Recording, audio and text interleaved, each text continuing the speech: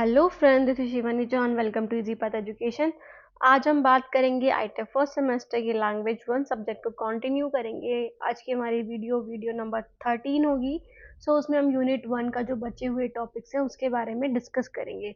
तो क्या क्या टॉपिक्स के बारे में पढ़ेंगे जान लेते हैं। First one is parts of speech, second one is identification of morphemes, third one is sentence formation, fourth one is vocabulary formation, and the fifth one is semantics and pragmatics speech acts. तो आज हम इनके बारे में discuss करेंगे।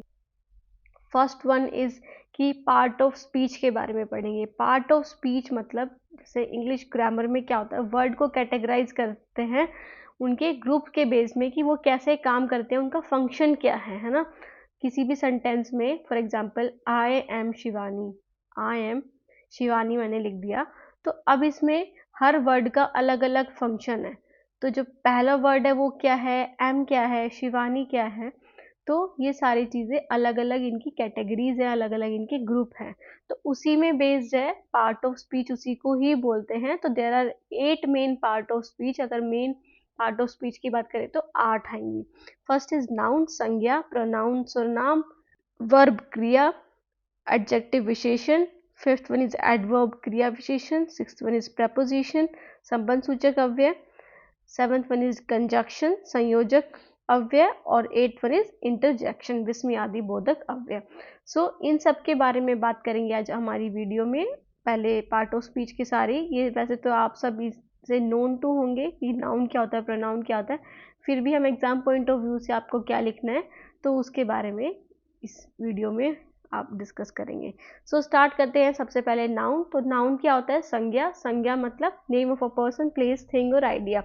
आप first class से या सेकंड क्लास से पढ़ते ही आ रहे हो कि नाउन क्या होता है, किसी भी व्यक्ति, वाचक और प्लेस को, है ना, जगह को, किसी भी चीज को या किसी भी आइडिया को हम संज्ञा कहते हैं, नाउन कहते हैं। Noun is a word that names a person, place, thing और आइडिया।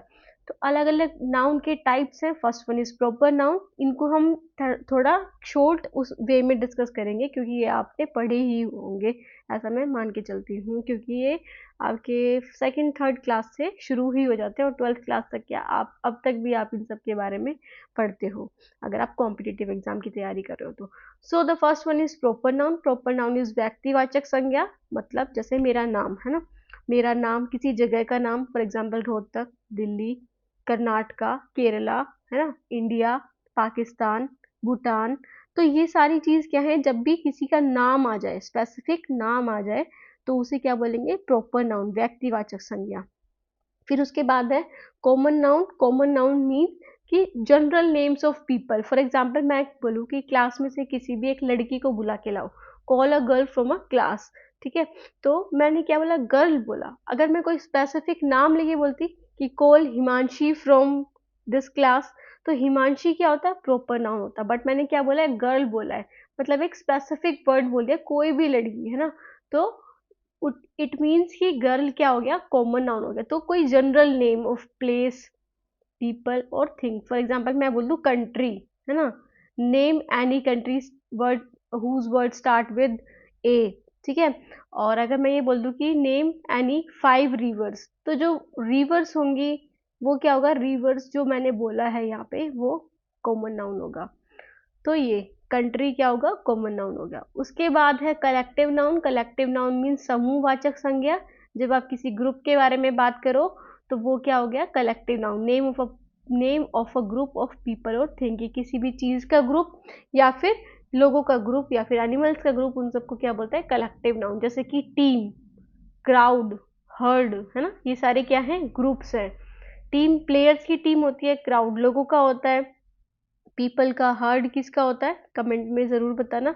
और एक और जो मैं आपसे पूछने वाली थी कि आउल के ग्रुप को क्या कहते हैं, ये भी कमेंट में ज़रूर बताना। हर्ड और आउल के ग्रुप, हर्ड किसका ग्रुप होता है पहला तो, और दूसरा आउल के ग्रुप को क्या कहते हैं ये भी बताना। उसके बाद है fourth one is abstract noun. Abstract noun means भाववाचक संज्ञा, नेम ऑफ फीलिंग्स, कि जब आप फीलिंग्स को बता रहे हो अपने, है ना, क्वालिटीज को बता रहे हो या फिर आइडियाज को बता रहे हो, तो ये क्या हो गया, एब्स्ट्रैक्ट नाउन। तो जैसे लव, ब्रेवरी, हैप्पीनेस। तो these are the abstract noun. उसके बाद आता है fifth one is material noun, that is द्रव्यवाचक संज्ञा। जब आप किसी मटेरियल या सब्सटेंस के बारे में बता रहे हो, है ना, किसी भी मटेरियल के बारे में, किसी चीज़ के बारे में बता रहे हो, तो इट मीन्स कि वो क्या है, मटेरियल नाउन। जैसे गोल्ड, वाटर, शुगर, सोल्ट, है ना, टर्मरिक। तो ये आप क्या बता रहे हो, किसी सब्सटेंस के बारे में बता रहे हो, मटेरियल के बारे में बता रहे हो, तो ये क्या हो गया, मटेरियल नाउन हो गया। सो ये हो गया नाउन के बारे में। उसके बाद आता है प्रोनाउन। प्रोनाउन मीन्स सर्वनाम। सर्वनाम क्या होता है, जो संज्ञा के स्थान पर लगता है ना, संज्ञा की जगह पर लगता है, use in place of a noun. अब आपने शुरू में जब आप छोटे थे तो आपने काओ पे ऐसे लिखा होगा, है ना, काओ पे या फिर माय फ्रेंड पे ऐसे लिखा होगा। तो उसमें क्या कराते थे, पहला तो काओ इज एन एनिमल, हम ऐसे लिखते थे, काओ इज एन एनिमल। फिर उसके बाद क्या लिखते थे, क्या ये लिखते थे कि cow has 4 legs, cow has 2 horn, है ना, ऐसे लिखते थे। या फिर काओ लिख के पहले एक बार काओ इज एन एनिमल के बाद हम लिखते थे it has 1 tail, it has 4 legs, है ना। तो हम इट का यूज़ कर रहे हैं उस नाउन को स्पेसिफाई करने के लिए कि बार बार अकरेंस ना हो एक वर्ड में, एक सेंटेंस में किसी नाउन की, तो उसकी जगह हम क्या यूज़ कर देते हैं, प्रोनाउन यूज़ करते हैं। तो noun is a word used instead of a noun to avoid repetition, की रिपीटेशन ना हो। तो टाइप्स क्या है प्रोनाउन के, first one is personal pronoun. Personal मतलब पुरुषवाचक सर्वनाम। उसमें क्या आता है, I, you, he, she, it, we, they, कि जब हम किसी के बारे में बोल रहे हो, है ना, तो पर्सनल प्रोनाउन। उसके बाद है पजेसिव। पजेसिव मतलब संबंध सूचक सर्वनाम। जैसे आपको ये बोलना हो कि ये मेरी कीज हैं, ये मेरा पेन है, दिस पेन इज माइन, है ना। या फिर ये बोलोगे कि दिस इज योर्स बैग, है ना। तो ये क्या हो गया, पजेसिव, कि आप किसी के प्रति पजेसिवनेस शो कर रहे हो, अपनी चीज को दर्शाने के लिए आप उस पर जोर डाल रहे हो, तो वो पजेसिव, संबंध सूचक सर्वनाम।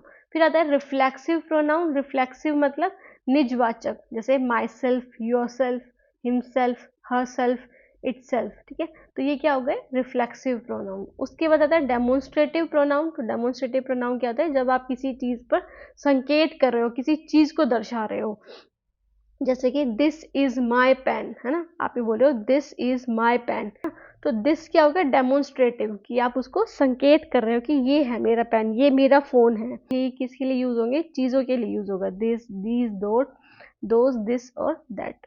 उसके बाद आता है इंटेरोगेटिव। इंटेरोगेटिव प्रोनाउन प्रश्नवाचक सर्वनाम होते हैं। जब आप प्रश्न का यूज करते हैं, जैसे कि who is your sister, which is your bag, है ना, वट इज योर नेम। सो ये क्या हो गए, इंटेरोगेटिव प्रोनाउंस। उसके बाद आता है relative pronoun. Relative pronouns mean संबंध वाचक सर्वनाम, हु, विच, दैट, हुज, है ना। मतलब जैसे हम ये बोलते हैं ना कि that was my sister who stands besides you, कि वो मेरी सिस्टर थी जो तुम्हारे साइड में खड़ी थी, ना तुम्हारे साथ में खड़ी थी।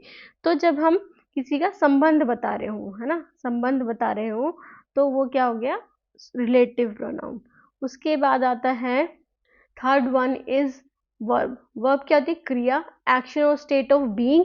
कि क्रिया का क्या मतलब है, जब हम एक्शन को एक्सप्रेस करते हैं, किसी स्टेट को, है ना, किसी सिचुएशन को या अकरेंस को, कि कोई चीज हो रही है, उसको हम रिप्रेजेंट करते हैं, तो क्रिया, क्रिया बोलते हैं उसे, है ना, किसी काम को करने की अवस्था एक तरह से। फिर उसके बाद है टाइप्स क्या क्या है इसके। First one is action verb, कर्म सूचक क्रिया। इट मीन्स कि शो फिजिकल और मेंटल एक्शन, कि जब आप फिजिकल या मेंटल एक्शन शो कर रहे हो किसी चीज का, तो वो एक्शन वर्ब हो गए। जैसे कि रन, राइट, थिंक, है ना, वॉक, है ना, वॉक, स्लीप, है ना, या फिर ईट। तो ये सारे क्या हो गए, एक्शन वर्ब्स हो गए, जब फिजिकल और मेंटल एक्शन प्रेजेंट कर रहे हो। उसके बाद आता है हेल्पिंग वर्ब। हेल्पिंग वर्ब मतलब जो मेन वर्ब होती है, जैसे कि शी इज रनिंग। अगर हमें इस रन को सपोर्ट करना है, मेन वर्ब को सपोर्ट करना है, तो हमें हेल्पिंग वर्ब की ज़रूरत होती है। तो हेल्पिंग वर्ब सहायक क्रिया होती है, हेल्प द मेन वर्ब। ये बिना वर्ब के, बिना मेन वर्ब के ये नहीं लग सकती, ठीक है। Is, am, are, was, were, has, have. उसके बाद है लिंकिंग वर्ब। लिंकिंग मीन्स की संयोजक क्रिया। इट मीन्स कि it connects the subject with the description, is, seem, become. जैसे I want to become an officer, है ना, I want to become an officer, तो आप क्या कर रहे हो, कनेक्ट कर रहे हो, है ना, कनेक्ट किस, ये लिंक कर रही है आपके सेंटेंस को कि ऑफिसर बनना है मुझे, I want to become a officer, तो लिंक हो रहा है इसमें। उसके बाद है ट्रांजिटिव वर्ब, जिसको हम हिंदी में सकर्मक क्रिया बोलते हैं। इसमें क्या होता है, ऑब्जेक्ट होता है। जब भी किसी सेंटेंस में आपको क्या का उत्तर पता चले, जैसे शी बोट अ बुक, उसने क्या खरीदा, तो उसने बुक खरीदी। अगर आपको क्या का उत्तर पता चले, आंसर पता चले, तो वो ट्रांजिटिव वर्ब है। बट अगर आपको किसी सेंटेंस से क्या का उत्तर ना पता चले, तो वो क्या हो गई, इंट्रांजिटिव वर्ब हो गई। इट मीन्स की अकर्मक क्रिया, do not take an object, इसमें ऑब्जेक्ट नहीं होता, है ना। क्या होता है सेंटेंस की एक तरह से फॉर्मेशन, क्या स्ट्रक्चर क्या होता है, सब्जेक्ट प्लस, इधर लिख देती हूँ ऊपर, क्या होता है सेंटेंस की formation, subject plus verb plus object, है ना। तो जब हमें क्या का उत्तर पता चले, तो वो ट्रांजिटिव वर्ब है, सकर्मक क्रिया है, और जब ना पता चले तो वो इंट्रांजिटिव वर्ब है। इट मीन्स जैसे ये लिखा है ही स्लीप्स वेल, तो इसमें हमें क्या का उत्तर कैसे पता चला, नहीं पता चला ना, क्योंकि इसमें ऑब्जेक्ट है ही नहीं। अगर ये बोलते थे हम ही स्लीप्स वेल इन नाइट, है ना, कि वो रात को अच्छे से सोया था, तो इसमें हमें ऑब्जेक्ट पता चल रहा है कि ऑब्जेक्ट क्या है, नाइट है ना। सो ये, उसके बाद है एडजेक्टिव। एडजेक्टिव मतलब विशेषण, इट डिस्क्राइब्स अ नाउन और अ प्रोनाउन, कि जब हम किसी नाउन या प्रोनाउन को डिस्क्राइब करते हैं, कि फॉर एग्जांपल मैं बोलूँ कि शिवानी, है ना, शिवानी क्या है, नाउन है। बट अगर मैं बोलूँ Shivani is a teacher, Shivani is a good teacher, Shivani is a teacher, teacher भी क्या हो गया, नाउन हो गया, है ना। बट अगर मैं बोलूँ कैसी टीचर है वो, गुड टीचर है, तो क्या बोलूँगी, Shivani is a good teacher, तो गुड क्या हो गया, एक तरह से एडजेक्टिव हो गया। So an adjective is a word that describe the quality, quantity और नंबर ऑफ अ नाउन और प्रोनाउन, की क्या क्या एक्सप्रेस करती है, क्वालिटी, क्वांटिटी और नंबर ऑफ अ नाउन और प्रोनाउन, कि कितनी चीज है आपके पास, है ना। तो ये सारी चीजें। सो टाइप्स क्या है, first one is descriptive adjective, it means की गुणवाचक, तो ये क्या करती है, क्वालिटी डिस्क्राइब करती है, जैसे कि टोल, स्ट्रॉन्ग, ब्यूटीफुल, है ना, गुड, वेरी गुड, वेल, तो ये सारी चीज़ें क्या क्या हो गई, क्वालिटीज़ हो गई। उसके बाद है क्वांटिटेटिव एडजेक्टिव, जो परिमाणवाचक जिसे बोलते हैं, जो क्वांटिटी शो करती है, जैसे सम, मैनी, फ्यू, लॉट, है ना, a lot, of you, little, very much, तो ये सारे क्या हो गए, क्वांटिटेटिव एडजेक्टिव हो गए।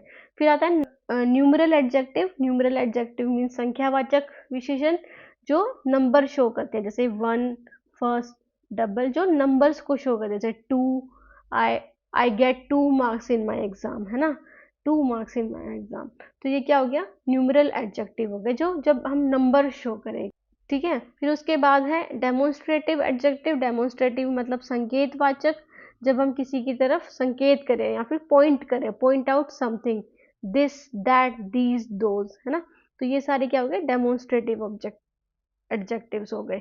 उसके बाद है fifth one is interrogative. Interrogative मतलब प्रश्नवाचक विशेषण, जब आप कोई क्वेश्चन पूछते हो, वो क्या हो गए, इंटेरोगेटिव एडजेक्टिव्स हो गए, जैसे विच, व्हाट, हुज, ये सारे। उसके बाद आता है एडवर्ब। इतना समझ में आया ना, अभी तक हमने 4 पार्ट ऑफ स्पीच के बारे में बात की है। फिर उसके बाद है fifth one is adverb. Adverb में क्या होता है, क्रिया विशेषण, जब क्रिया की भी विशेषता बताए कि कोई काम हो रहा है तो वो कैसे हो रहा है ना, कि अगर मैं फास्ट रन करती हूँ, दौड़ती हूँ तेज, है ना, तो ये क्या हो गया, क्या हो गया, ये हो गया एडजेक्टिव की, आई रन फास्टली, है ना।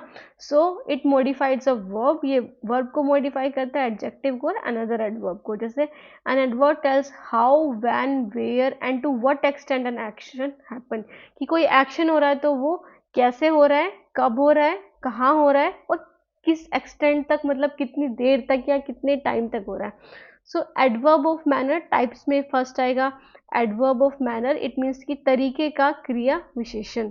So how an action happen, कि कोई काम हो कैसे रहा है, तो क्विकली, हैप्पीली, है ना, तो ये सारे क्या हो गए, मैनर। उसके बाद आता है adverb of place. Adverb of place मतलब स्थान का क्रिया विशेषण, कि आप जब क्या बताओ, स्थान का भी एक तरह से विशेषण बताओ, जैसे वेयर एन एक्शन हैपन, कि जहाँ कहाँ पे एक्शन हो रहा है। So example here, there, everywhere. जैसे कि आई रन, है ना, I run here and there, कि मैं यहाँ पे और वहाँ पे भागती हूँ। तो ये क्या हो गया, हेयर एंड देयर यहाँ पे क्या हो गया, एडवर्ब ऑफ प्लेस। उसके बाद आता है adverb of time, it means कि समय का क्रिया विशेषण। व्हेन एन एक्शन हैपन, कोई एक्शन कब हुआ है, तो ये क्या हो गया, एडवर्ब ऑफ टाइम। सो इसके एग्जाम्पल क्या है, जैसे नाउ, यस्टरडे, सून, तो ये क्या हो गया, एडवर्ब ऑफ टाइम। उसके बाद आता है एडवर्ब ऑफ फ्रीक्वेंसी, तो इसमें क्या है, आवर्ती का क्रिया विशेषण। How often N action happen, कि कितनी बार कोई एक्शन होता है, जैसे कि ऑलवेज, नेवर, समटाइम्स, है ना, लिटिल बिट, है ना, तो ये सारे क्या हो गए, एडवर्ब ऑफ फ्रीक्वेंसी। सो ये था एडवर्ब के बारे में। उसके बाद आता है 6th वन इज प्रपोजिशन, संबंध सूचक अव्यय। ये क्या रिलेशन शो करते हैं, शो रिलेशन बिटवीन वर्ड्स, की कोई वर्ड्स के बीच में क्या रिलेशन है ना। तो preposition is a word that shows the relationship of a noun और प्रोनाउन टू अनदर वर्ड। दूसरे वर्ड के साथ किसी नाउन या प्रोनाउन की क्या रिलेशन है, उसको ये एक्सप्लेन करते हैं, या फिर आप बोल सकते हो ये प्लेस को डिटरमाइन करते हैं, कि कोई चीज़, फॉर एग्जांपल हम ये बोलते हैं ना कि मेरी कीज़ मेज पर रखी हैं, तो कहाँ पर रखी हैं, जब हम प्लेस को डिटरमाइन कर रहे हैं तो हम क्या यूज़ कर रहे हैं, प्रपोजिशंस यूज़ करेंगे, जैसे कि on, in, at, under, over, between, beside. So examples क्या है, जैसे the book is on the table, तो ऑन क्या होगा, कहाँ पर रखी है book, on the table. She is sitting besides me, कि वो मेरे साइड में ही, मेरे साथ में ही बैठी है, तो she is sitting beside me, तो बिसाइड क्या होगा यहाँ पे, प्रपोजिशन। उसके बाद आता है 7th one is conjunction. Conjunction क्या होता है, संयोजक अव्यय। तो ये क्या करता है, कनेक्ट करता है वर्ड्स को, फ्रेजेस को और सेंटेंसेस को कनेक्ट करता है ना। कोई दो जो क्लोज है या फिर सेंटेंस है उनको कनेक्ट करता है। तो conjunction is a word use to connect clause or sentence. For example मैं ये बोल दूं, she is beautiful, she is beautiful, और दूसरा वर्ड बोल दूं, she is tall, she is tall. तो अब ये दो वर्ड को हम एक साथ कनेक्ट कर सकते हैं ना, कैसे कर सकते हैं, इन कंजक्शन के हेल्प से। तो हम क्या बोल सकते हैं, she is beautiful and, she is beautiful and told, है ना। तो क्या हो गया, दो वर्ड कनेक्ट हो गए, एंड टोल। तो ये हो गए दो वर्ड कनेक्ट हो गए एक ही सेंटेंस में, दो सेंटेंस कनेक्ट हो गए एक ही सेंटेंस में, तो it connects the close or sentence. तो टाइप्स क्या है इसके, सबसे पहला था कोऑर्डिनेटिंग कंजक्शन, मतलब समन्वय संयोजक। तो इसका मतलब जॉइन सिमिलर वर्ड और फ्रेज, कि जब हम कोई सिमिलर वर्ड ही एक तरह से ज्वाइन कर रहे हो, जैसे कि फैन बॉयज। फैन बॉयज एक निमोनिक्स है किसके लिए, for and, nor, but or yet, सो, ठीक है। जैसे I like T and coffee, कि मुझे टी और कॉफी दोनों पसंद है। या तो हम बोल सकते हैं I like T, I like coffee. इसके बजाय हम क्या बोल सकते हैं, I like T and coffee, कि मुझे टी भी पसंद है और कॉफी भी पसंद है। उसके बाद आता है सबऑर्डिनेटिंग कंजक्शन। सबऑर्डिनेटिंग मतलब अधीन संयोजक। तो it means join dependent and independent clauses, मतलब एक डिपेंडेंट क्लोज और एक इंडिपेंडेंट क्लोज दोनों को ज्वाइन करता है। जैसे I stayed home, it was raining, है ना, I stayed home, it was raining. क्या हो गया इसमें, कि दो सेंटेंस को, एक डिपेंडेंट को और एक इंडिपेंडेंट को, क्लोज को या सेंटेंस को इसने जोड़ा है ना, किसने जोड़ा है, कंजक्शन ने। तो I stayed at home because it was raining. अगर हम ये बोलते हैं कि आई स्टेड एट होम, ये क्या था फिर सेंटेंस, है ना, बट इट वॉज रेनिंग ये क्या है, इंडिपेंडेंट है, I stayed at home dependent है। तो आई स्टेड एट होम, मैं क्यों रुका, बिकॉज इट वॉज रेनिंग, क्योंकि बारिश हो रही थी। उसके बाद आता है कोरिलेटिव कंजक्शन, मतलब युग्म संयोजक। इट मीन्स की वर्क इन पेयर, कि जो कंजक्शंस पेयर में काम करते हैं, है ना, पेयर्स में एक साथ ही आते हैं, जैसे ईदर और, नीदर नोर, बोथ एंड, ठीक है, बोथ एंड। तो शी इज ईदर स्टडिंग और स्लीपिंग, कि या तो वो पढ़ रही होगी या फिर सो रही होगी, है ना। She is neither studying NOR sleeping, कि ना तो वो पढ़ रही होगी और ना ही वो सो रही है ना। सो ये उसके बाद आता है the last one is the 8th one is interjection. तो इंटरजेक्शन क्या होता है, विस्मयादि बोधक अव्यय। इट एक्सप्रेस द इमोशंस, जब हम अपने इमोशंस को एक्सप्रेस करते हैं तो हम इंटरजेक्शन का यूज करते हैं। तो इन इंटरजेक्शन इज अ वर्ड और phrase that expresses a sudden emotion on reaction, कि कोई भी सडन इमोशन या कोई भी सडन रिएक्शन को रिप्रेजेंट करने के लिए, एक्सप्रेस करने के लिए हम इंटरजेक्शन का यूज करते हैं। एग्जाम्पल्स जैसे कि wow, oh no, ouch, hurray, alas, है ना। तो ये सारे क्या हो गए, इंटरजेक्शन हो गए। जैसे कि wow this is a beautiful painting, है ना, wow that's a beautiful painting. जब आप क्या कर रहे हो, अपनी खुशी एक्सप्रेस कर रहे हो या फिर बहुत ज़्यादा खुश हो पेंटिंग को देख के। अल्लास, ही फेल्ड एग्जाम, जब आप बहुत दुखी हो, है ना, कि बहुत ज़्यादा सैडनेस एक्सप्रेस कर रहे हो, तो आप क्या बोलोगे, अल्लास, ही फेल्ड एग्जाम, है ना। या फिर जब आपको कुछ चोट लग जाती है, आउच, है ना, ऐसे बोलते हैं ना। सो ये सारी चीज़ें।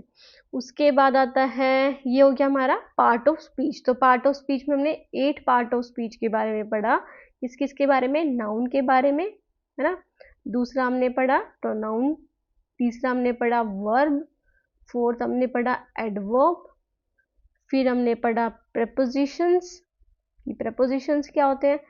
आफ्टर दैट हमने पढ़ा कंजक्शंस, कंजक्शंस, और फिर हमने पढ़ा लास्ट वन इज इंटरजेक्शन, है ना, इंटरजेक्शन। तो आज हमने ये 8 पार्ट ऑफ स्पीच के बारे में पढ़ा।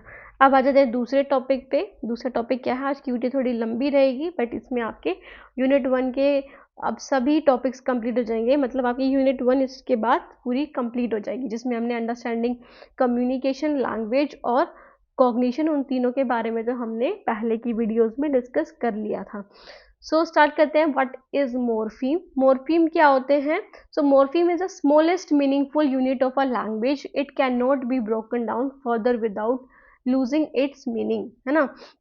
जैसे कि यहाँ पे एक वर्ड है विदाउट। विदाउट को क्या कर सकते हो आप, 2 वर्ड में क्या कर सकते हो, तोड़ सकते हो, है ना, विद और आउट। तो विद को अगर हम, विद में भी अगर हम कोई वर्ड को हटा दें तो उसका कोई मीनिंग नहीं निकलेगा, है ना। और आउट में भी अगर हम किसी वर्ड को निकाल दें, एक अल्फ़ाबेट को, तो भी उसका कोई मीनिंग नहीं निकलेगा। तो फिर ये क्या है, स्मॉलेस्ट मीनिंग हो गया ये इसका, सिर्फ स्मॉलेस्ट। इसके बाद अगर हम इस किसी भी अल्फ़ाबेट को हटा देंगे तो उसका कोई भी मीनिंग नहीं निकलेगा, है ना। तो ये क्या हो गया, smallest meaning unit of a language, और इसी को ही क्या बोलते हैं, morpheme. So it can not be broken down further, कि अब वो टूट नहीं सकता बिना उसके एक तरह से मीनिंग को लूज किए बिना, है ना। सो ये जैसे कि एग्जाम्पल कैट्स, है ना। कैट्स क्या है, कैट का जो रूट मोर्फिन है कैट है, अगर हम उसमें एस लगा दें तो वो कैट्स बन जाता है, बट उससे भी छोटा हम नहीं कर सकते उसे, है ना। सो ये जैसे अनहैप्पी, अनहैप्पी कितने वर्ड से बना है, अन और हैप्पी से, है ना। तो अन क्या है, उसका प्रीफिक्स है ना, उपसर्ग है, और हैप्पी क्या है, रूट मोर्फिन है, रूट मोर्फिम है। सो हैप्पी, अगर हम हैप्पी में से भी कोई अल्फाबेट या फिर कुछ काट देते हैं तो कोई वर्ड नहीं बनेगा। सो ये होता है मोर्फीम, कि उसके बाद हम उसका मीनिंग नहीं निकाल सकते कोई भी। उसके बाद आता है टाइप्स क्या क्या है मोर्फीम्स के। So first one is free morpheme, second is bound morpheme. Free morpheme मतलब स्वतंत्र मोर्फीम क्या होता है, और second one is bound morpheme क्या होता है, इसके बारे में डिस्कस कर लेते हैं। So first is free morpheme, मतलब a morpheme that can stand alone as a word, कि कोई वर्ड अकेला ही काफी है, जैसे बुक, हैप्पी, रन, कैट, है ना। जैसे हिंदी में क्या है, घर, खाना, खेल।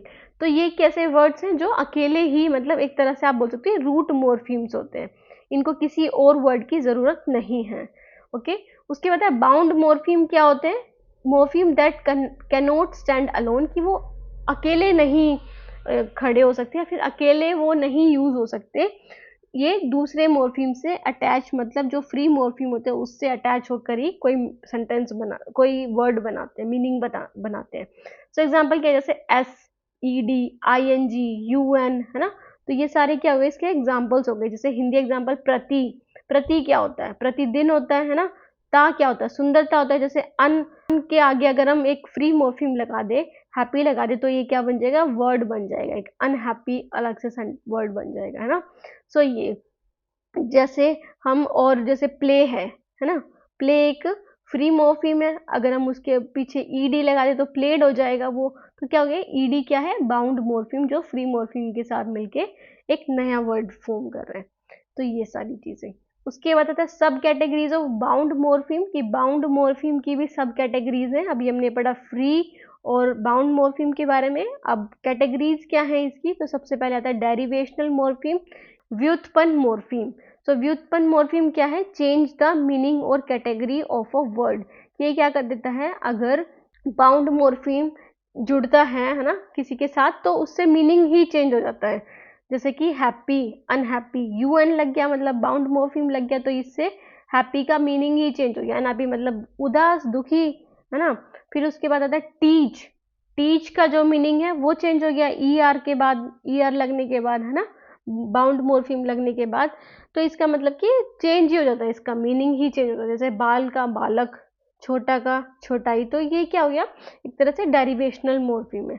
उसके बाद आता है इनफ्लेक्शनल मॉर्फिम, रूपात्मक मॉर्फिम। ये क्या होता है, चेंज ग्रामेटिकल प्रॉपर्टीज, कि ग्रामेटिकल प्रॉपर्टीज चेंज हो जाती है इससे, but do not create a new word, कोई नया वर्ड नहीं क्रिएट करते, ना नया मीनिंग, बस ग्रामेटिकल प्रॉपर्टी चेंज हो जाते हैं। जैसे मैंने लास्ट में बताया प्ले, प्ले के आगे ईडी लगा दो तो प्लेड बन जाएगा, मीनिंग तो वही है उसका, बस उसकी ग्रामेटिकल प्रॉपर्टी चेंज हो गई थी, एक प्रेजेंट में और एक पास्ट में, है ना। जैसे टॉक, प्लेड, है ना, वॉक, ये सारी चीजें क्या होगी, इससे ग्रामेटिकल व्यू चेंज हो गया बस इसका। जैसे लड़का का लड़के, है ना, है तो वो लड़का ही, उसके जैसे प्लूरल में हो गया ये, जैसे मैं आ रही हूँ या मैं आ रहा हूँ, तो ये क्या हो गए, ये इसमें जेंडर ही तो चेंज हुआ है, आ ही तो रहे हैं ना, बट कोई भी, है ना। सो ये इनफ्लेक्शनल मॉर्फिम, जिसमें ग्रामेटिकल प्रॉपर्टी चेंज होती है बस, और इसमें क्या चेंज होता है, मीनिंग ही चेंज हो जाता है डेरिवेशनल मॉर्फिम में। अब स्टेप्स क्या है मॉर्फिम्स को आइडेंटिफाई करने की, मॉर्फिम की पहचान कैसे करें। तो सबसे पहले तो break the word into meaningful parts, कि कोई भी वर्ड है, जैसे यहाँ पे अनहैप्पीनेस लिया हुआ है, इसको मीनिंगफुल पार्ट्स में ब्रेक कर दिया। अभी कितने वर्ड से मिलके बना है, अनहैप्पी और नेस से मिलके बना है ना। तो हिंदी एग्जाम्पल जैसे सुंदरता, सुंदर प्लस था, हिंदी को नहीं देखते, हम इंग्लिश को ही देखेंगे, ठीक है। सो उसके बाद है check if each part has meaning, कि अब ये देखना है कि हमें कि क्या हर पार्ट का कोई मीनिंग है। जैसे अन का मतलब क्या होता है, कुछ नहीं होता, हैप्पी का मतलब जॉयफुल होता है, तो ये अन जो है वो बाउंड मॉर्फिम हो गया, और हैप्पी क्या हो गया, फ्री मॉर्फिम हो गया। और नेस का मतलब होता है स्टेट ऑफ, कि किसी चीज की अगर हम स्टेट दर्शा रहे हैं, सिचुएशन दर्शा रहे हैं, तो नेस का यूज करते हैं ना, जैसे काइंडनेस, है ना। सो identify if it is free और बाउंड। अब हमें ये देखना है कि वो फ्री, कौन सा फ्री है, कौन सा बाउंड है। तो हैप्पी तो फ्री है, और अन एंड नेस क्या है, बाउंड है। ये बिना फ्री के कोई वर्ड क्रिएट नहीं कर सकते, सो मीनिंग नहीं क्रिएट कर सकते। सो उसके बाद है fourth one is determine if it is derivational और इनफ्लेक्शनल। अब हमें ये देखना है कि अगर कोई बाउंड है तो वो कौन सा है, डेरिवेशनल है या इनफ्लेक्शनल है, कौन सा है, कि वो सिर्फ वो मीनिंग को चेंज कर रहा है, या फिर वो ग्रामेटिकल वे में ही चेंज हो रहा है। जैसे अन एंड नेस है डेरिवेशनल, कि अन और नेस दोनों ही डेरिवेशनल है यहाँ पे, क्योंकि इससे मीनिंग ही चेंज हो जाता है, कैटेगरी ही चेंज हो जाती है। बट अगर हम दूसरे वर्ड की बात करें, जैसे कैट एक वर्ड है, कैट के आगे एस लगा दिया हमने, तो कैट ही रहेगी ना, बस उसका प्लूरल स्टेट ही तो बदला है, मतलब ग्रामेटिकल व्यू ही तो बदला है उसका। सो ये तो ऐसे हम आइडेंटिफाई कर सकते हैं मॉर्फीम को, कि पहले ब्रेक करना, फिर चेक करना कि उनके मीनिंग है, फिर ये चेक करना कि वो फ्री है या बाउंड है, और अगर वो बाउंड है कोई, तो बाउंड में ये देखना कि वो डेरिवेशनल है या इनफ्लेक्शनल है। सो ये स्टेप्स थे। उसके बाद आता है सेंटेंस फॉर्मेशन।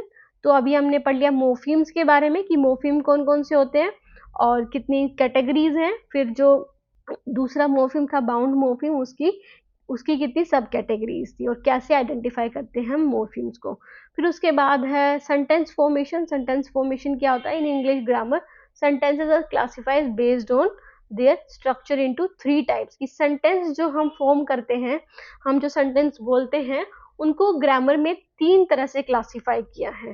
सो क्या क्या क्लासिफिकेशन है, सबसे पहले simple sentence, second is compound sentence, and the third one is complex sentence. आपने ये हिंदी में भी पढ़े होंगे, सरल वाक्य, मिश्रित वाक्य, संयुक्त वाक्य, है ना। तो ये बट आपको इंग्लिश में ही लिखने, क्योंकि आपकी लैंग्वेज वन इंग्लिश ही है एमडीयू में जो है। सो उसके बाद है सिंपल सेंटेंस। सिंपल सेंटेंस जिसको हम सरल वाक्य बोलते हैं। तो simple sentence consist of one independent clause, की एक ही क्लोज होता है उसमें, या फिर एक ही सेंटेंस होता है। It has a subject, verb and express a complete thought. ये इसमें क्या होता है, एक सब्जेक्ट होता है, यहाँ पे लिखा हुआ है सब्जेक्ट होता है, वर्ब होता है, ऑब्जेक्ट होता है, ये एक ही कंप्लीट थॉट को एक्सप्रेस करता है ये। जैसे शी रीड्स अ बुक, यहाँ पे शी क्या हो गया, सब्जेक्ट हो गया, रीड्स क्या हो गया, वर्ब हो गया, अ बुक क्या हो गया, ऑब्जेक्ट हो गया। The sun is shining brightly, the sun क्या हो गया, सब्जेक्ट, इज क्या, इज शाइनिंग क्या हो गया, वर्ब हो गया, और ब्राइटली क्या हो गया, ऑब्जेक्ट हो गया, है ना। उसके बाद है जैसे Ram plays football, Ram subject, plays is verb and the football is object. जैसे हिंदी में एग्जाम्पल, राम स्कूल जाता है, बच्चे पार्क में खेलते हैं, ऐसे। इसके की फीचर्स क्या है कि सिर्फ इसमें एक ही क्लोज होता है, वन मेन क्लोज होता है, किसी और वर्ड के या किसी और चीज के ऊपर डिपेंड नहीं होता, does not have dependent clause, कि कोई डिपेंडेंट क्लोज नहीं होता है, या डिपेंडेंट सेंटेंस कोई दूसरा नहीं होता, एक ही वाक्य होता है बस इसमें। कैन हैव मॉडिफायर्स, कि इसमें मॉडिफायर्स हो सकते हैं, मतलब जैसे कि एडजेक्टिव्स हो सकते हैं, एडवर्ब हो सकते हैं, प्रपोजिशंस हो सकते हैं। देखो ब्राइटली लिखा है ना, ब्राइटली क्या है, यहाँ पे एडवर्ब है। ये सारी चीजें हो सकते हैं, बट कोई डिपेंडेंट क्लोज या फिर कोई मेन क्लोज, सिर्फ मेन क्लोज ही होता है, कोई डिपेंडेंट क्लोज नहीं होता। ये इसकी पहचान है सिंपल सेंटेंस की। उसके बाद आता है कंपाउंड सेंटेंस। कंपाउंड सेंटेंस मतलब संयुक्त वाक्य है। तो compound sentence consist of two or more independent closes, कि दो इंडिपेंडेंट क्लोज होते हैं, मतलब दो अलग अलग वाक्य होते हैं, है ना, जो एक दूसरे से कनेक्ट नहीं है, अलग है, बट हम उन्हें कनेक्ट करते हैं किसके द्वारा, कंजक्शंस के द्वारा, कोऑर्डिनेटिंग कंजक्शन के बारे में जो हमने पढ़ा था ना, फैन बॉयज, है ना, कोऑर्डिनेटिंग कंजक्शन के बारे में। तो वो सारे किस में आते हैं, उससे क्या जुड़ता है, कंपाउंड सेंटेंस जुड़ता है, कोई दो इंडिपेंडेंट क्लोज से। इसका स्ट्रक्चर क्या है, independent clause plus coordinating conjunction plus independent clause, कि पहले एक सेंटेंस, फिर दूसरा सेंटेंस जोड़ने के लिए कोऑर्डिनेटिंग कंजक्शन लगाते हैं, फिर दूसरा सेंटेंस आता है। जैसे कि I like coffee but she prefers T, कि मुझे तो कॉफी पसंद है, देखो आई लाइक कॉफी एक अलग सेंटेंस है, शी प्रेफर्स टी अलग है, बट उसको हमने जोड़ दिया किसके जरिए, बट के जरिए। ये he studies hard so he pass the exam, तो क्या हो गया, इसमें कोऑर्डिनेटिंग कंजक्शन हो गया, ये दोनों इंडिपेंडेंट क्लोज हो गए। She wanted to go out, कि उसे बाहर जाना था, वो बाहर जाना चाहती थी, yet it was raining heavily, कि अभी क्यों नहीं जा रही, क्योंकि वहां पे वर्षा हो रही है तेज। ये जैसे राम स्कूल जाता है लेकिन शाम घर पर रहता है, तो लेकिन क्या हो गया, कोऑर्डिनेटिंग, और ये दोनों इंडिपेंडेंट क्लोज हो गए दो।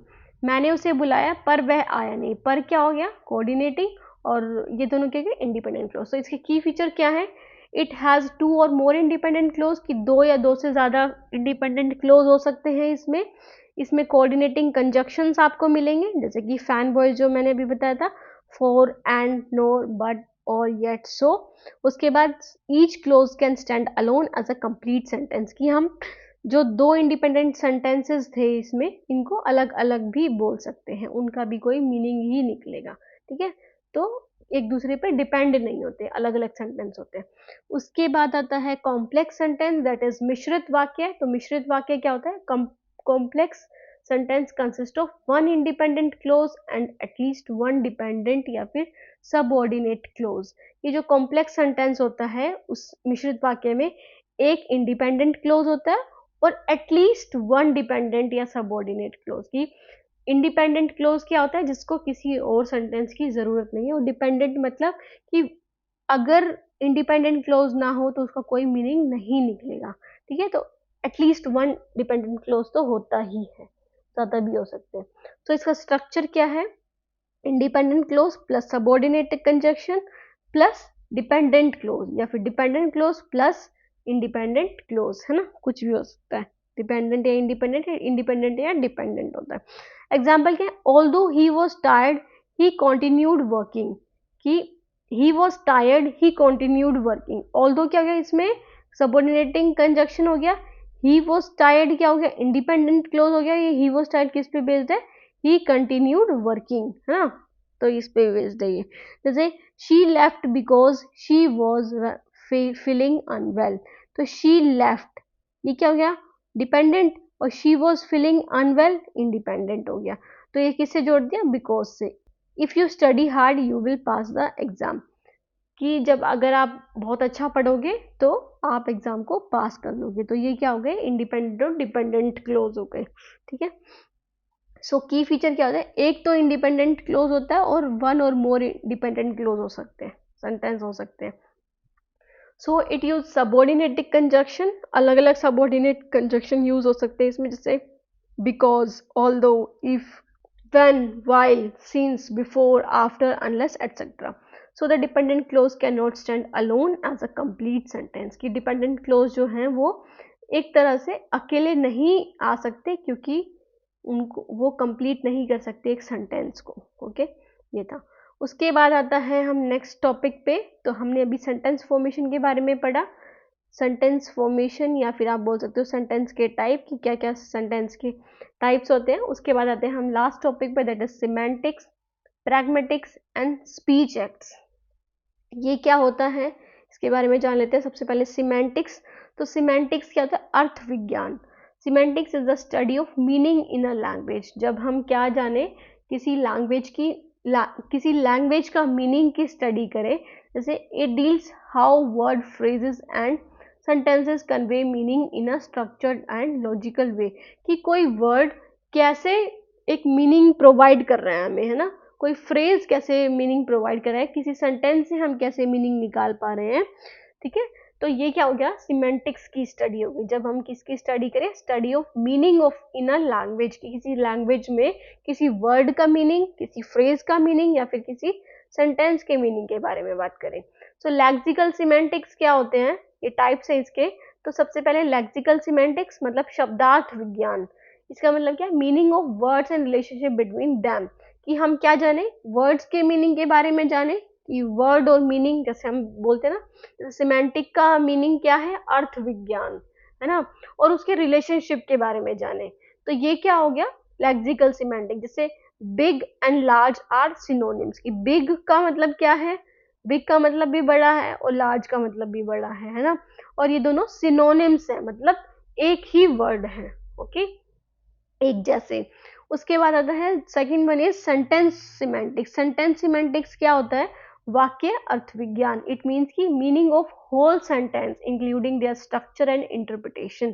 कि लेक्सिकल में हमने सिर्फ वर्ड के मीनिंग के बारे में बात की, और सेंटेंस सिमेंटिक में हम पूरे सेंटेंस का मीनिंग निकालेंगे कि पूरे सेंटेंस का क्या मतलब है. जैसे the cat chase the dog has a different meaning from the dog chase the cat.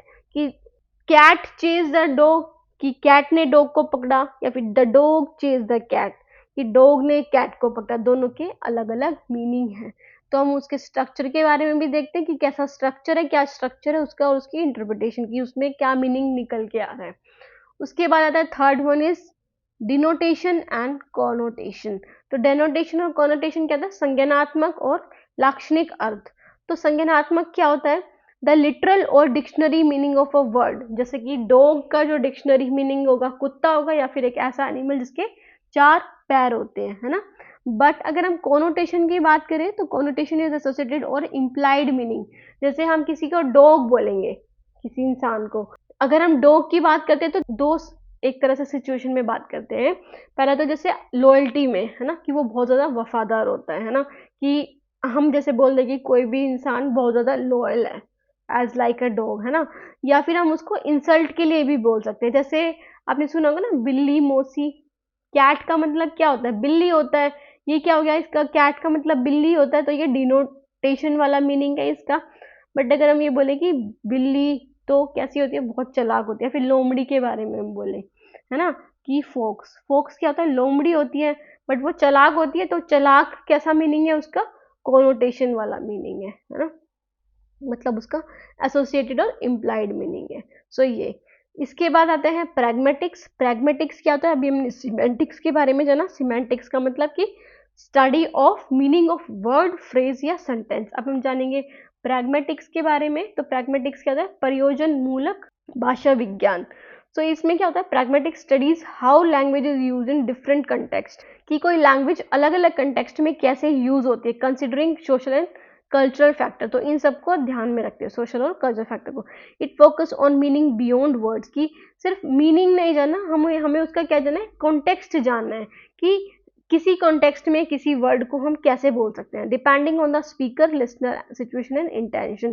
तो किस पे डिपेंड होता है, स्पीकर पे डिपेंड होता है, जो बोल रहा है, जो सुन रहा है, उस पर डिपेंड होता है, सिचुएशन पे डिपेंड होता है, इंटेंशन पे डिपेंड होता है। जैसे कि की एस्पेक्ट्स ऑफ प्रैग्मेटिक्स क्या क्या है।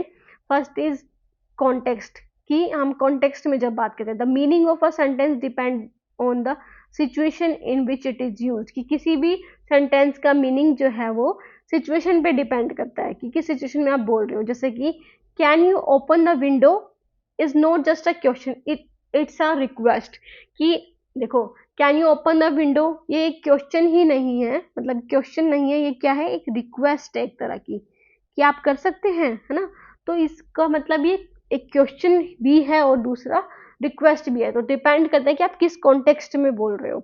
उसके बाद है जैसे प्लीज लगा के बोल रहे हो, है ना, तो वो क्या हो गया आपका एक तरह से रिक्वेस्ट वाला हो गया। उसके बाद है इम्प्लीकेचर, तो इम्प्लीकेचर क्या होता है, निहितार्थ, निहितार्थ।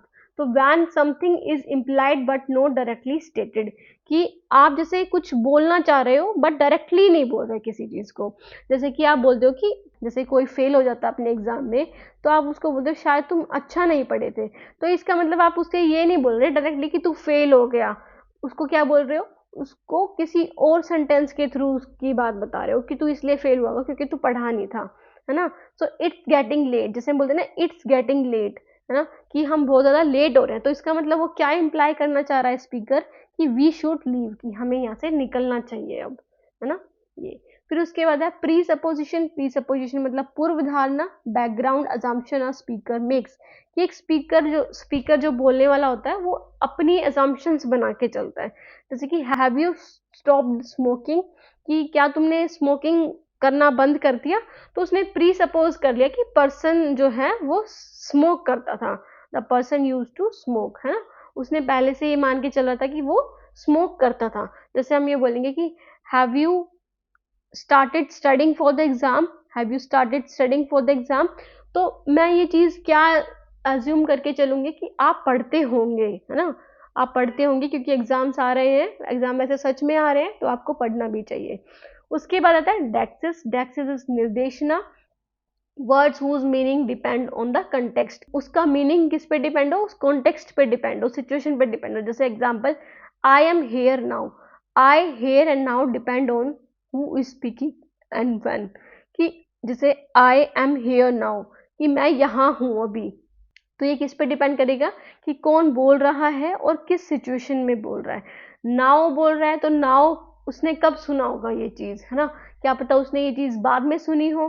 फॉर एग्जाम्पल किसी ने फ़ोन पे वॉइस मेल सेंड कर दिया हो, है ना, कि आई एम हेयर नाउ, और उस वॉइस मेल को दूसरे बंदे ने बाद में सुना, तो नाउ का मतलब अब क्या हो गया कि उसने समझा होगा कि अभी भी वो वहीं पे है, तो वो वहां पे जा सकता है। तो ये depends on who is speaking and when, की कब वो बोल रहा है।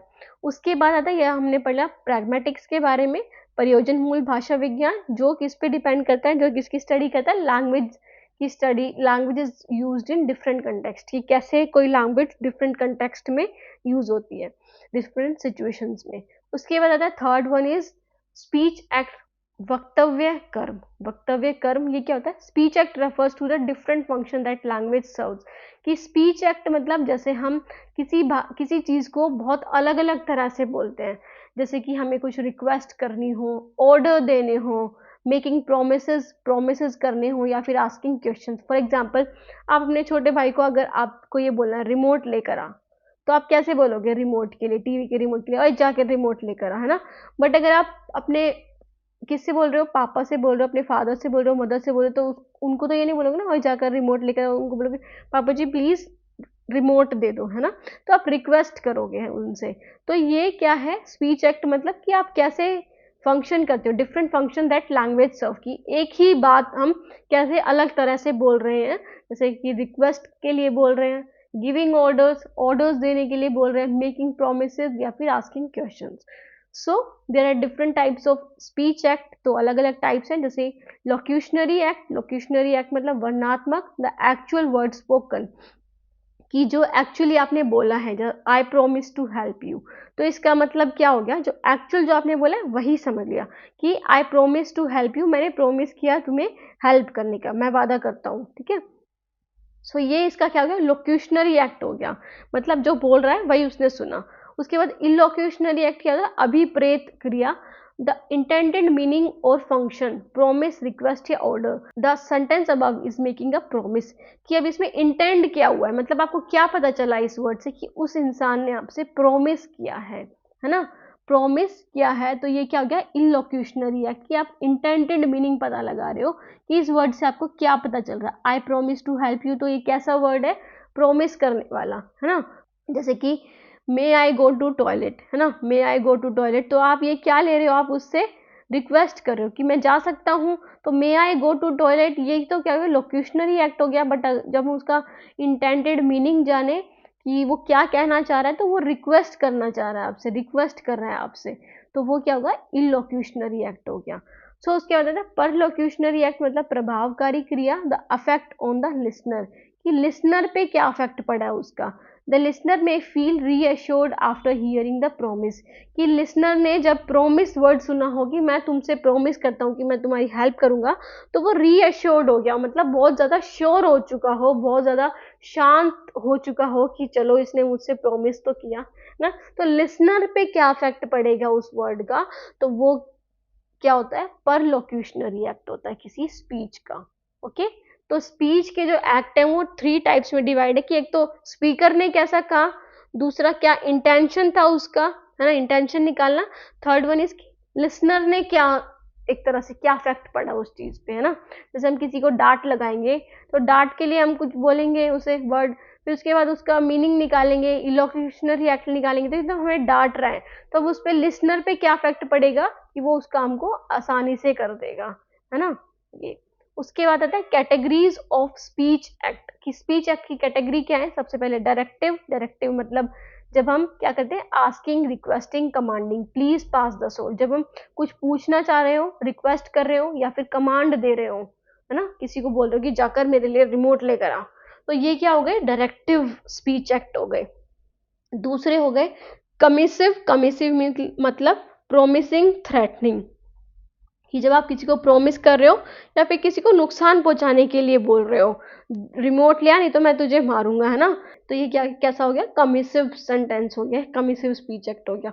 उसके बाद आता है एक्सप्रेसिव, एक्सप्रेसिव मीन्स अपोलोजाइज, है ना, अपोलोजाइज करना या फिर कॉन्ग्रेचुलेट करना किसी को, सॉरी फॉर बीइंग लेट, जैसे कि अब आप क्या कर रहे हो, अपोलोजाइज कर रहे हो, इसमें माफी मांग रहे हो कि सॉरी मैं लेट हो गया, या फिर आप कॉन्ग्रेचुलेट करने के लिए बोल रहे हो, मतलब एक्सप्रेस कर रहे हो। उसके बाद है डिक्लेरेटिव, डिक्लेरेटिव मीन्स की अनाउंसिंग या डिक्लेयरिंग, यू आर फायर्ड, है ना, जब आप अनाउंस करते हो किसी चीज को, जैसे कि tomorrow there will be no class, तो आप अनाउंस कर रहे हो, तो क्या डिक्लेरेटिव हो गया। उसके बाद है रिप्रेजेंटेटिव, तो रिप्रेजेंटेटिव क्या होता है, स्टेटिंग फैक्ट, जब आप फैक्ट्स बता रहे हो, जैसे earth revolve around the sun, there are 8 planets, जब आप फैक्ट्स बता रहे हो ना, सन शाइन्स, सन शाइन्स, तो ये सारे क्या हो गए, फैक्ट हो गए, तो ये क्या हो गया, रिप्रेजेंटेटिव स्पीच एक्ट हो गए। हमने स्पीच एक्ट के बारे में भी पढ़ लिया। अब देखते हैं आगे। अच्छा, यहाँ पे वीडियो कंप्लीट होती है आज की, थोड़ी बड़ी वीडियो थी, बट आज के जो बाकी के जो बचे हुए टॉपिक्स थे वो मैंने इसी वीडियो में कवर कर दिए, क्योंकि छोटे छोटे ही टॉपिक थे, अगर मैं इन पे अलग अलग वीडियो बनाती तो बहुत ही छोटी बनती, ठीक है। तो आप इसको इजीली एक्सप्लेन कर सकते हो जब आपके ये 4 मार्क्स के क्वेश्चन में आए, या फिर 5 मार्क्स के, या फिर और बोल सकते हैं कि अगर ये 16 मार्क्स के क्वेश्चन में तो आ ही नहीं सकते, क्योंकि ये बहुत ही छोटे टॉपिक्स हैं, आपको ये 4 या 5 मार्क्स के क्वेश्चन में ही मिलेंगे। ये थी आज की क्लास। स्टूडेंट्स, कैसी लगी वीडियो कमेंट करके ज़रूर बताया करो, और जो क्वेश्चन पूछती हूँ उसका भी आंसर दिया करो। और स्टूडेंट्स, सब्सक्राइब करना ना भूलिएगा, जिसने भी सब्सक्राइब नहीं किया है, लाइक भी ज़रूर करिएगा वीडियो को, क्योंकि इससे मुझे सपोर्ट मिलता है बहुत ज़्यादा, मुझे अच्छा लगता है कि आप मेरी वीडियोस देख रहे हो और आपको पसंद आ रही हैं। और ये शेयर करिए उन लोगों से जो ITEP के स्टूडेंट्स हैं, जिनको अभी तक ITEP के सिलेबस के बारे में भी नहीं पता और एग्ज़ाम्स भी आने वाले हैं इसलिए। स्टूडेंट्स, मेरे टेलीग्राम चैनल से भी जुड़िएगा, उससे भी जुड़ना ना भूलिएगा, क्योंकि वो भी बहुत ज़्यादा एफिशिएंट है आपके लिए। वहाँ पे आपको नोट्स मिल जाएंगे और मेरी क्लास की जानकारी भी मिल जाएगी पहले से ही, कि कब मैं लाइव आऊँगी, कौन सी क्लास कब होगी, तो उस सब चीज़ों के बारे में। और मेरे जो टेलीग्राम का लिंक है वो डिस्क्रिप्शन बॉक्स में आपको मिल जाएगा। Student, thank you so much for watching the video. Okay, bye student, take care.